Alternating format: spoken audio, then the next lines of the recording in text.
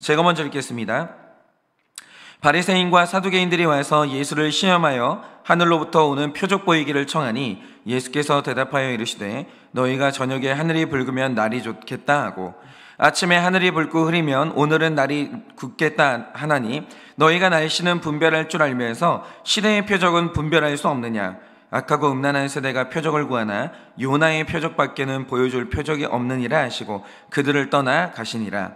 제자들이 건너편으로 가 있으되 떡 가져가기를 잊었더니 예수께서 이르시되 삼가 바리새인과 사두개인의 누룩을 주의하라 하시니 제자들이 서로 의논하여 이르시되 우리가 떡을 가져오지 아니하였도다 하거늘 예수께서 하시고 이르시되 믿음이 작은 자들아 어찌 떡이 없으므로 서로 논의하느냐. 너희가 아직도 깨닫지 못하느냐. 떡 5개로 5,000명을 먹이고 주운 것이 몇 바구니며 떡 7개로 4,000명을 먹이고 주운 것이 몇 광줄이었는지를 기억하지 못하느냐. 어찌 내 말한 것이 떡에 관한 것이 아닌 줄을 깨닫지 못하느냐. 오직 바리새인과 사두개인들의 누룩을 주의하라 하시니. 다 같이 읽겠습니다. 그제서야 제자들이 떡의 누룩이 아니요 바리새인과 사두개인의 교훈을 삼가라고 말씀하신 줄을 깨달으니라. 아멘. 기도하겠습니다. 하나님, 오늘 이 아침에 오늘 주님께서 우리에게 보여주시는 최고의 표적이 무엇인지, 정말 우리가 봐야만 하는 그것이 무엇인지 오늘도 우리가 배우고자 합니다. 하나님, 정말 하나님은 우리의 구원자십니까?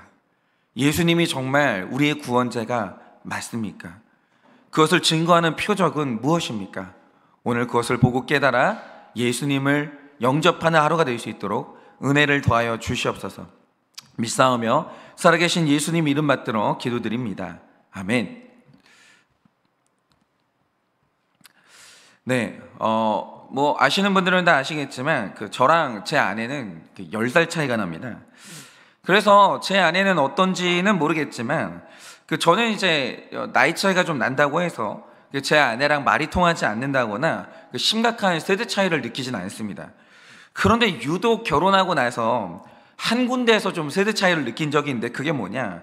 저는 쇼핑을 할 때 주로 오프라인 쇼핑을 선호합니다. 그러니까 뭘 사든지 간에 제가 직접 물건 만져봐야 되고 입어봐야 되고 먹어보지 않으면 어떻게 물건을 살 수 있는지 모르겠어요. 저는 이제 그게 익숙하거든요. 그리고 저는 물건이 가득 찬 대형마트에 가가지고 다양한 물건을 구경하고 기다리는 시간 없이 직접 그 자리에서 구매하는 걸 굉장히 선호합니다. 그런데 제 아내를 보면 이제 오프라인 쇼핑을 거의 안 하더라고요. 웬만한 물건은 거의 다 온라인 쇼핑으로 해결을 하는데 그래서 아내랑 살다 보니까 어느새 저도 조금씩 이제 온라인 쇼핑을 합니다. 그런데 제가 가만히 온라인 쇼핑을 하다 보니까 여기서 하나 문제점을 발견했는데 그게 뭐냐. 예를 들어서 우리가 나이키 매장을 가서 신발을 산다고 하죠. 그럼 거기 있는 물건이 짝퉁이 있을까요? 공식 나이키 매장을 가면 그런 일은 거의 없잖아요. 그런데 제가 온라인 쇼핑몰을 보니까요, 겉모습이 완전히 똑같아요. 완전히. 근데 짝퉁이 너무 많아요. 너무. 그래서 이 온라인 쇼핑의 어려움이 뭐냐면 도대체 어떤 게 진짜고 가짜인지. 예를 들어서 향수를 산다고 하죠. 향수도요, 가짜가 너무 많고, 예를 들어서 시계가 롤렉스를 판다고 하죠. 너무 가짜가 많아요. 너무. 뭐가 진짜인지를 모르겠는 거죠. 그래서 우리가 뭔가를 믿고 선택한다라고 할 때 어쩔 수 없이 보는 게 뭐냐, 이걸 진짜라고 인증해 주는 표시, 그게 있냐라는 거예요. 이제 그걸 보는 거죠. 마찬가지로 여러분, 우리가 물건 사는 거하고는 비교도 안 되고, 여러분 우리의 영혼 구원에 있어서 여러분 이 세상에 수많은 종교가 있는데 그 종교들이 전부 다 내가 구원의 방법을 알고 있다고, 내가 말하는 대로 하면 너도 구원받을 수 있다고 그 방법을 제시하거든요.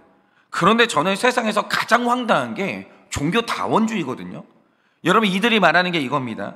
이 세상에 다양한 종교가 있어요. 있는데 그 다양한 것들은 틀린 게 아니고 천국으로 가는 다양한 길이라는 거예요. 그러니까 이 세상에 이슬람교가 있고 불교도 있고 천주교도 있고 기독교가 있는데 어떤 종교를 가지든지 간에 그 종교에서 가르치는 선행을 열심히 하기만 하면 다 같은 천국에 간다라는 거예요. 그러니까 신이 그 사람을 구원하는 게 아니라 그 사람의 행하는 선행이 그 사람을 구원한다라는 거예요.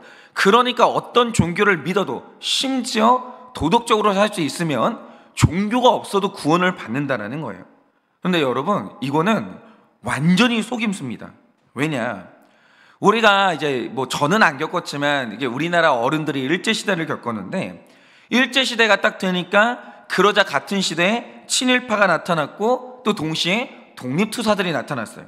그런데 여러분, 독립투사들이 왜 독립운동했겠습니까? 애국하느라 독립운동한 거죠. 그런데 친일파들이 친일할 때 자기가 친일한 이유를 뭐라고 설명했습니까? 내가 애국하는 방식이 친일이었다는 거예요. 그러니까 친일파가 주장하는 게 뭐냐? 독립투사나 친일파나 우리 다 애국자인데 그저 애국하는 방식이 달랐다는 거예요. 그럼 여러분은 이 말이 맞다고 생각하십니까? 엄밀히 말해서 독립투사는 대한민국의 주권을 절대로 포기할 수 없었기 때문에 독립운동을 했고, 그래서 이게 애국이다 인정할 수 있죠. 그런데 솔직히 말해서 친일의 본질은 애국이라기보다 기회주의잖아요. 그거 모르는 사람 누가 있습니까? 기회주의잖아요. 그러니까 어떻게 독립운동과 친일이 애국하는 다른 방법이 될 수 있습니까? 저는 그게 이해가 안 가거든요. 마찬가지로 종교마다 구원을 말하는 방식이 다 다른데 이게 어떻게 천국 가는 다양한 방법입니까? 저는 그게 이해가 안 가는 거예요. 절대로 아니고요. 천국 가는 데 있어서 맞는 길이 있는 반면에 틀린 길이 있다, 이렇게 말하는 게 맞는 거예요. 그리고 이 종교 다원주의는 언어적인 부분에서도 모순이 있는데, 모든 종교는 견해를 말하는 게 아니라 자기네 교리를 진리라고 말하거든요. 한번 보세요. 여러분, 내가 믿는 이 종교의 교리를 이 다양한 견해라고 말하는 종교가 있습니까? 그런 종교는 없어요. 이론이라고도 말 안 해요. 내가 믿는 교리를 진리라고 말한다고요. 그게 종교잖아요. 진리를 다루는 거. 그런데 여러분, 진리라는 단어의 사전적인 의미가 뭡니까? 그러니까 이렇게 생각하시면 돼요. 영원히 변하지 않는 단 한 가지의 사실이에요. 그러니까 이 진리라는 단어 자체에 포함된 뜻이 뭐냐? 진리는 다양성이 없다라는 거예요. 그러니까 진리라는 단어 자체가 그래요. 진리는 다양할 수가 없어요. 그리고 진리 외에 다른 주장들은 다른 게 아니라 틀렸다는 걸 내포하는 게 진리예요. 예를 들어서 1 더하기 1이 뭐예요? 2잖아요. 그런데 1 더하기 1을 3이라고 말한다는 거죠. 다양한 견해입니까? 아니잖아요. 누구라도 선생님이 채점을 하면요, 2라고 적은 건 맞다고 표시해주고 3이라고 적으면 틀렸다고 표시해요. 왜 세상에 틀린 게 없어요? 아니, 엄연한 사실을 왜 인정을 못합니까? 세상엔 맞는 게 있어요. 근데 틀린 게 있어요. 여러분, 원래 진리라는 단어 자체가 굉장히 배타적인 겁니다. 그러니까 저는 생각하기를 진리라는 게 없다라고 믿는 사람은 다원주의를 말할 수 있어요. 그건 정직하죠. 그런데 세상에 진리라는 게 있다라고 믿는 사람은 어떤 종교를 믿어도 구원받는다는 말은 절대로 할 수가 없는 거예요. 여러분, 뭔가가 진리라면 다른 주장은 틀린 거예요. 어떤 진리의 구원이 있다면 다른 진리에는 구원이 없는 겁니다. 그게 진리예요. 그런데 저는 세상에 진리가 있다라고 확실히 믿는 사람이고, 그래서 단 하나의 그 진리 외에는 다른 것에는 구원이 없다라고 믿는 사람이거든요. 그리고 정말 하나의 진리가 존재한다면 그 외에 다른 구원의 방법은 전부 다 거짓말이 되는 거예요. 이거 심각한 문제예요. 진리가 하나라면, 그게 진리라는 말의 뜻이라면 이 세상에 존재하는 모든 말들 중에 거짓말이 너무 많은 거예요.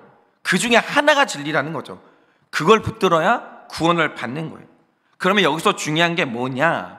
무릇 진리라고 한다면 그게 진리라는 걸 증명하는 확실한 표적이 있어야 되는 거예요.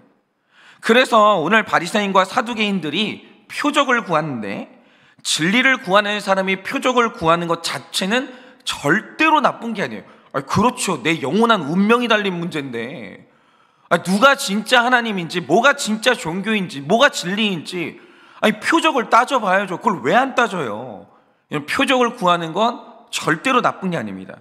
그런데 오늘 본문에서 우리가 봐야 될 게 뭐냐? 예를 들어서 우리가 결혼할 때 여러분 그렇잖아요. 신랑하고 신부를 골라요. 그럼 우리가 반드시 구해야 되는 표적이 뭐겠습니까? 네가 나를 사랑한다는 표적을 보여줘. 이거 검증해야 되는 거 아닙니까? 너무 중요하잖아요. 네가 나를 사랑한다면 표적을 보여줘, 이러거든요. 그런데 중요한 건 이거죠. 사랑한다라는 것의 진짜 표적이 뭡니까? 뭘 봐야 사랑이구나, 이걸 알 수 있냐, 이거죠. 그건 성경에서 찾아야 되는데, 성경이 말하는 바 사랑의 진짜 표적은 뜨거움이 아니라 오래 참는 거예요. 인내. 여러분, 특별히 남자들은요, 사랑이 없어도요 성적으로 뜨거워질 수 있어요. 얼마든지 가능합니다. 남자들은 다 인정하시죠? 우리는요 사랑 없어도 뜨거울 수 있어요. 창녀에게도 뜨거울 수 있는 거예요. 그러나 여러분, 오래 참는 인내라는 거는요 진짜 사랑하지 않으면 그거 불가능해요. 여러분, 엄마들이 애를 낳잖아요. 중노동이거든요. 세상에 그런 노동은 없어요. 중노동 중에 중노동이에요. 그런데 이 아이가 성장할 때까지 엄마들이 오래 참아요. 얼마나 참습니까? 오래 참아요. 엄마들은요 임신하고요 10달을요 오래 참아요. 그 기간이 죽을 만큼 있는데 엄마들은요 그걸 참아내요. 여러분, 남자들이 게을러요. 원래 남자들은요 죄패가 게으름이에요. 근데 직장에 가잖아요. 10시간 12시간을 견뎌내요. 왜입니까? 사랑하기 때문에. 내 자녀를 사랑하기 때문에. 나는 내 자녀의 입에 먹을 걸 넣어줘야 되기 때문에 아빠도 참고 엄마도 참는 거예요. 여러분, 진짜 사랑의 이 표적은요 오래 참는 인내예요. 그래서 우리가 예수님을 사랑한다고 할 때 영적 진실성의 증거가 뭐냐? 그 뜨거움이 아니라 인내예요. 그러니까 예수님을 사랑하는 사람과 사랑하는 것 같았던 사람은 고난이 오는 날 딱 분별이 되는데, 욥처럼 하나님을 정말 사랑하는 사람은요 고난이 길어질 때 참아내요. 인내가 나타나요. 그런데 사랑 없이 뜨겁기만 했던 사람은 고난이 시작되면 금세 식어버립니다. 하나님을 그냥 부인하는 거예요. 그래서 이 결혼을 앞둔 싱글들이 반드시 두 가지 관문을 거쳐야 되는데, 첫째로 아주 짧아도, 뭐 길면 좋겠지만 아주 짧아도 무조건 1년은 사귀어봐야 돼요. 그 이하는 안 돼요. 왜냐? 1년이라는 시간이 꽤 긴 시간이고 우리가 사계절을 거치기 때문에 인간은요 사계절마다 성격이 다 달라져요. 그때 나오는 게 있어요. 평소에는 쾌활한 거 갔다가도 봄에 우울증이 튀어나오는 사람이 있고, 가을에 뭐가 튀어나오는 사람이 있고, 겨울에 여름에 튀어나온 게 다 달라요. 여름이 얼마나 짜증이 나요. 그때 보여주는 모습이 다 다른 거예요. 그러니까 그 안에 대판 싸우기도 할 것이고 서로에게 실망도 할 것이고 단점도 보게 될 것인데, 그럼에도 불구하고 1년을 인내할 수 있는 사람은 최소의 표적이 증거가 된 거예요. 그런데 그것도 인내하는 과정을 거치지 않고 우린 둘 다 뜨겁다, 만난 지 한 달 만에 결혼하고 몇 달 만에 결혼하는 거 무조건 안 좋아요. 뜨거움은 사랑의 표적이 아니에요. 잊으면 안 됩니다. 그러니까 우리 교회에 그거 말해줄 분들 되게 많으니까 그냥 한번 들어보세요. 정말 뜨거움이 사랑인지. 아니에요. 그러니까 우리가 사랑의 표적을 구할 때 정확한 이 표적은 인내지 뜨거움이 아니에요. 표적을 제대로 구해야죠. 마찬가지로 우리를 구원하는 메시아가 누구냐, 하나님이 누구냐, 이걸 말할 때 정확한 표적을 구해야 되는데, 우리가 구해야 되는 표적이 뭡니까? 무릇 진짜 하나님이라면, 진짜 그 하나님이 우리를 사랑하신다면 이런 표적은 있어야지. 이게 뭐냐라는 거예요. 그런데 오늘 여러분이 보시면 메시아의 표적을 놓고 바리새인과 사두개인이 요구하는 표적이 있고 예수님이 제시하시는 표적이 달라요. 그런데 1절을 보시면 바리새인과 사두개인은 무릇 하나님이라면, 메시아라면 하늘로부터 오는 표적을 보여달라는 거예요. 그런데 예수님은 3절에서 말씀하시는 것처럼 그게 아니야. 너희들이 봐야 될 건 시대의 표적을 봐야 되는 거야, 이러시는 거예요. 그럼 이제 두말할 것 없이 진짜 표적은 시대의 표적인데, 그러면 시대의 표적이 뭐냐라는 거예요. 바로 그걸 말해주는 게 9절과 12절에 기록된 오병이어의 사건과 칠병이어의 사건인데요, 여러분이 오늘 말씀에서 정말 중요하게 보셔야 되는 게 있습니다. 자, 6절을 보시면 예수님이 이르시되 삼가 바리새인과 사두개인의 누룩을 주의하라, 이러십니다. 그러니까 그들이 추구하는 표적 있죠, 그거 주의하라는 거예요. 그건 진짜 표적이 아니야. 그 표적 보여주는 사람 따라갔다가 너 망해. 구원 못 받아. 이러시는 거예요. 그런데 전에 말씀드린 대로 이 누룩이 뭡니까? 빵을 부풀게 해서 먹기 좋은 식감으로 만들어주는 게 누룩이거든요. 그러니까 이 말을 들었던 제자들의 생각이 뭐냐? 아, 우리 선생님이 지금 누룩을 넣은 떡을 찾고 계시는구나. 이렇게 생각을 해요. 그러자 8절에서 예수님이 하시는 말씀이 뭡니까? 지금 내가 말하는 건 떡이 아니라는 거예요. 떡이 아니야. 내가 구하는 것도 떡이 아니고, 내가 너희에게 주려는 것도 떡이 아니고, 진짜 표적이 떡이 아니야. 그러면서 갑자기 9절 10절로 넘어가시면 오병이어와 칠병이어의 사건을 언급하시거든요. 그러니까 그날 떡 5개로 5,000명이 먹었고 떡 7개로 4,000명이 먹었어요. 그러니까 이때 제자들이 생각했던 게 뭐냐? 아, 메시아의 표적은 떡이구나. 누구든지 우리 배를 채워주고 우리 입에 밥 넣어주는 사람이 바로 메시아구나. 이렇게 생각한 거예요. 그런데 예수님이 11절에서 외치시는 게 뭡니까? 그날 내가 보여줬던 하나님의 표적은 떡이 아니야. 떡을 아무리 많이 먹어도 그게 너희를 구원하는 게 아니야. 사람이 배부른 게 구원이 아니에요. 그게 구원이 아니야. 그날 내가 너희에게 보여줬던 진짜 표적은 따로 있었는데 왜 그걸 못 보냐고. 예수님이 진짜 표적을 보라고 그걸 외치시고 있는 거예요. 그래서 저는 오병이어와 칠병이어의 사건이 있어서 이게 제일 중요하다고 생각하는데 우리가 지금 전부 다 현혹되고 있는 거예요. 그날 막 떡 5개로 막 5,000명이 먹으니까 이게 표적이다, 이게 기적이다 이러면서 우리가 지금 다 떡에 집중하고 있거든요. 이거 할 수 있는 사람 누구냐? 이거 줄 수 있는 사람 누구냐? 이거거든요. 그러나 여러분 이 사건을 한번 잘 보자 이거죠. 진짜 이 본문을 잘 봐야 돼요. 여러분 이 사건이 일어나는 현장에 진짜 기적이 일어났어요. 물론 떡 5개로 5,000명이 먹었던 거 기적 맞아요. 그런데 중요한 건 그 떡 먹고 배불렀다고 사람이 구원받냐 이거예요. 그러니까 이게 분명히 기적 맞지만 예수님이 보여주고 싶었던 메시아의 표적은 아닌 거예요. 그러면 오병이어, 칠병이어의 현장에서 예수님이 그날 보여주셨던 진짜 기적, 진짜 표적이 뭐냐라는 거예요. 그 현장에는 그게 분명히 있었어요. 근데 그게 뭐냐라는 거죠. 그래서 우리가 어제 말씀으로 넘어가야 되는데, 자, 우리가 어제 말씀을 보면 예수님이 산으로 올라가셨습니다. 그런데 예수님 곁으로 수많은 사람들이 몰려오기 시작했거든요. 근데 몰려왔던 사람들이 어떤 사람들입니까? 연예인이 몰려왔습니까? 지식인들이 몰려왔습니까? 귀족들이 돈 싸들고 몰려왔습니까? 아니요. 보면요, 다리 저는 사람, 장애인, 맹인, 말 못하는 사람들이 몰려왔는데 얼마나 몰려왔냐? 15장 30절을 보면 큰 무리가 여럿을 데려왔어요. 그러니까 큰 무리가 여럿을 데려왔다는 것은 뭐냐면, 그러니까 한 사람이 자기 혼자 온 게 아니라 나 하나가 올 때 여러 명의 장애인들을 데리고 왔다, 그 뜻이에요. 어마어마한 사람들이 온 거예요. 그리고 뒤에 이은 15장 32절에서 38절을 보시면 거기에 배고픈 사람이 있었는데 몇 명이었냐? 여자와 어린이 외에 4,000명이었어요. 그러면 최소 10,000명의 배고픈 사람이 거기 있는 거예요.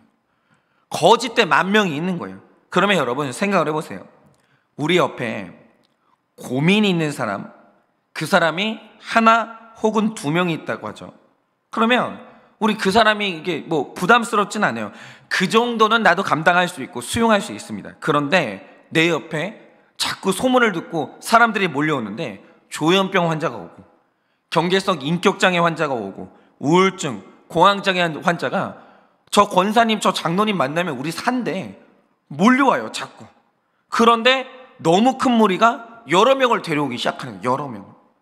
그럼 여러분은 사람들이 몰려올 때 무슨 감정 느끼시겠습니까?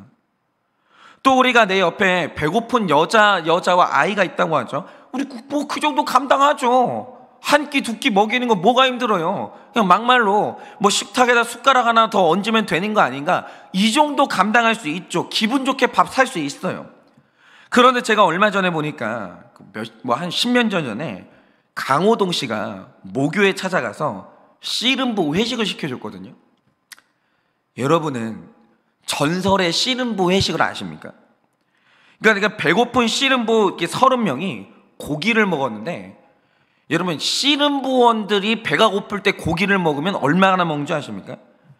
그날 30명이 먹어치운 고깃값이 138만 원이에요. 138만 원.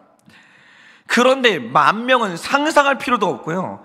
여러분 만약에 내 앞에 배고픈 씨름부 30명이 왔다고 하죠. 여러분은 그거 보면서 무슨 감정 느끼시겠습니까? 부담스러워요. 우리는 그게 부담스럽다고요.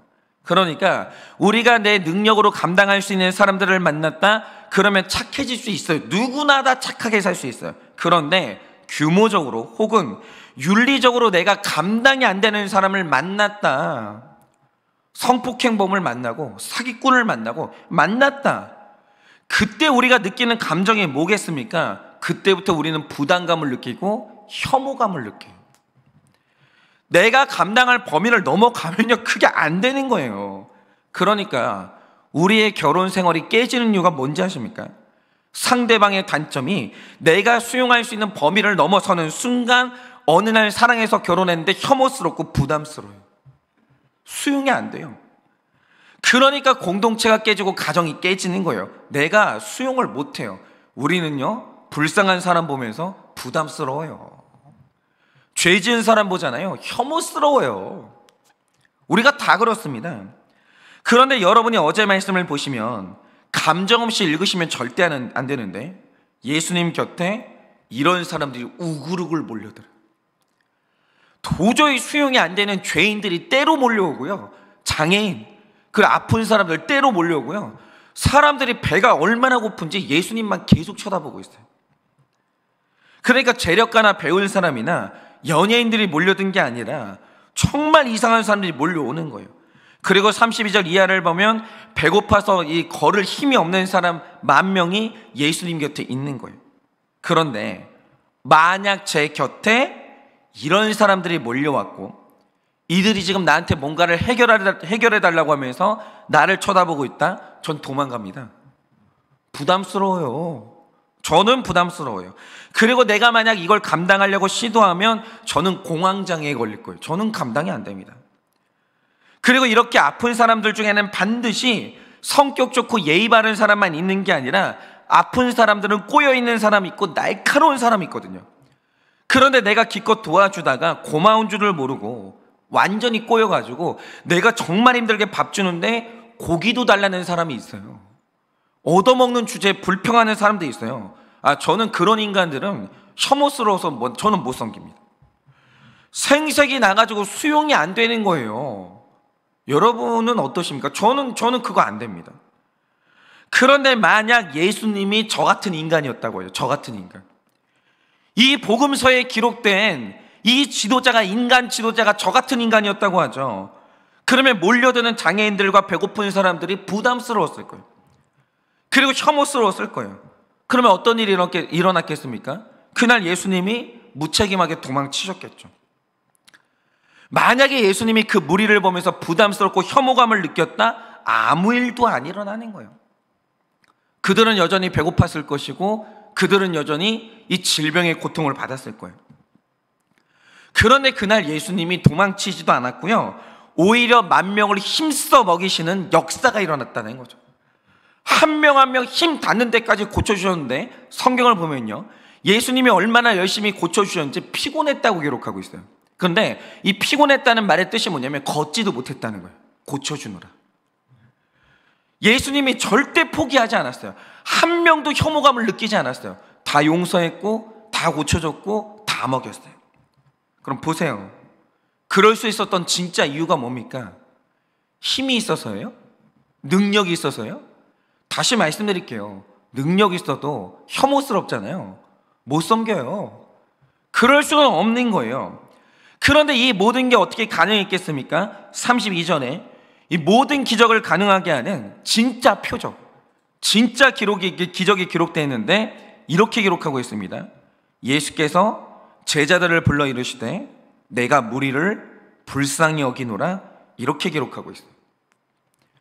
여러분, 그러니까 7병이요 5병이어의 이 현장에서 진짜 기적이 뭐냐? 이 혐오스러운 인간들, 이 부담되는 사람들을 예수님이 보고 불쌍함을 느꼈다는 거예요. 이게 기적이에요. 이게. 여러분, 우리 공동체가 왜 깨집니까? 우리 가정이 왜 깨집니까? 이상하죠. 우리는요, 나랑 아무 상관도 없고 나에게 이 부담감을 주지 않는 이 아프리카에서 밥을 먹지 못해서 삐쩍이 마른 흑인 아이를 보잖아요. 걔가 나한테 부담 주는 거 아니잖아요. 걔 보고 있으면 걔는 불쌍해요. 그런데 내 옆에서 나에게 부담 주고 나를 혐오스럽게 하는 내 옆에 있는 내 남편, 내 아내, 내 자녀, 우리 교회 내 목장 식구는 안 불쌍해요. 왜냐?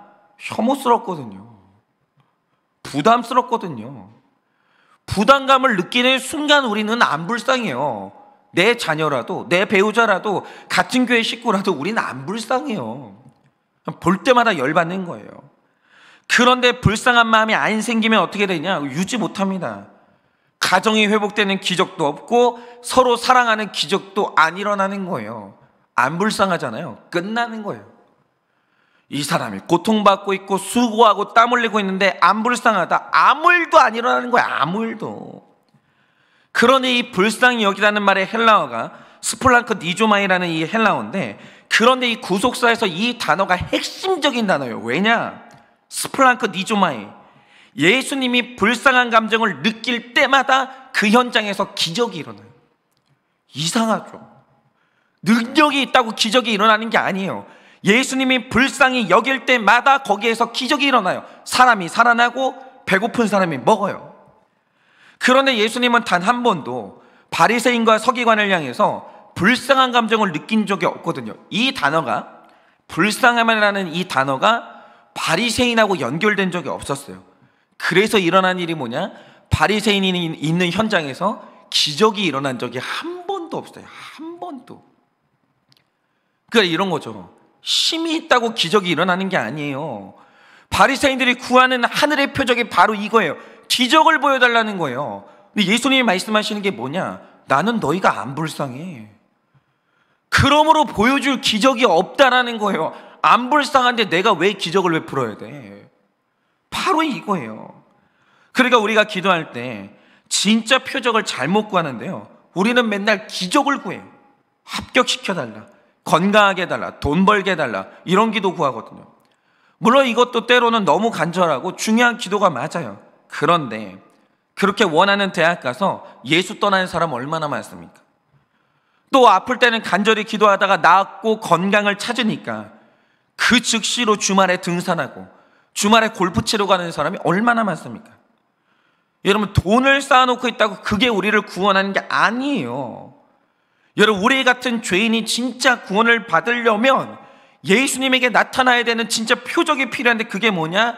그분이 우리를 스플랑크 니조마에, 그가 나를 불쌍히 여기셔야 돼요. 나 같은 죄인, 나처럼 혐오스러운 인간, 나처럼 부담스러운 인간을 보고 그가 나를 비난하는 게 아니라 나를 보고 불쌍히 여겨주시잖아요. 구원받는 거예요. 여러분, 아무리 하늘에서 먹을 게 쏟아져도 그가 나를 불쌍히 여겨주지 않으면 아무도 천국 못 가요. 아무도. 만약 하나님이 오늘 나를 보시면서 나는 네가 너무 혐오스럽다, 나는 네가 부담스럽다 이러시면 그게 지옥이에요. 그 지옥 가는 사람들이 그래서 지옥 가는 거예요. 하나님이, 예수님이 그들을 불쌍히 여기지를 않는 거예요. 그러므로 우리 삶에 일어날 수 있는 최고의 표적은 떡이 쏟아지는 게 아니고요, 하나님이, 예수님이 나같이 혐오스러운 죄인을 불쌍히 여겨주시는 것, 그게 최고의 기적이에요. 여러분, 오늘 우리 가정에서 일어날 수 있는 최고의 기적이 뭔지 아십니까? 우리 남편이 월급이 오르고 막 직책이 올라가지고 지위가 올라가고 막 돈을 가져오고, 이게 아니에요. 여러분, 아무리 돈을 벌어다 줘도요, 아내가 안 불쌍해요. 아내가 남편이 안 불쌍해요. 자녀도, 부모님은 자녀가 안 불쌍해요. 그 가정 깨지는 거예요. 아무리 돈이 많아도. 그러니까 3절에 기록된 이 시대의 표적이라는 말의 헬라어가 그러니까 카이로인데, 이걸 번역하면 지금 일어나야 되는 표적, 내 삶에 지금 일어나야 되는 표적, 이 땅에서 일어나야 되는 표적이 뭐냐라는 거예요. 그러니까 하늘의 표적, 다시 말해 무병장수하고 배고픔이 없고 슬픔이 떠나가는 일은요, 우리가 구원받아서 하늘나라 가면 자동으로 성취되는 일들이에요. 그러나 지금 이 땅에서 죄인으로 살아가는 우리가 이 땅에서 반드시 봐야 되는 표적이 뭡니까? 예수님이 나를 불쌍히 여겨주시는 거예요. 그리고 우리 삶에도 이게 최고의 표적이고 이게 기적이에요. 이게. 여러분, 옛날에 어르신들이 말씀하시길 조강지쳐버리고 잘된 놈 없다고 하셨잖아요. 근데 이게 이제 나쁜 놈 욕하다가 이제 나온 말이 아니고요, 세상에 이거만한 진리가 없어요. 이거는 진리 중에 진리예요. 조강지쳐버리고 잘되는 남자는 없어요. 왜냐? 여러분, 왜 우리 삶에 이 조강지처가 최고인지 그 구조를 알아야 되는데, 여러분, 조강지처가 뭡니까? 그러니까 배우자가 조강지처가 아니에요.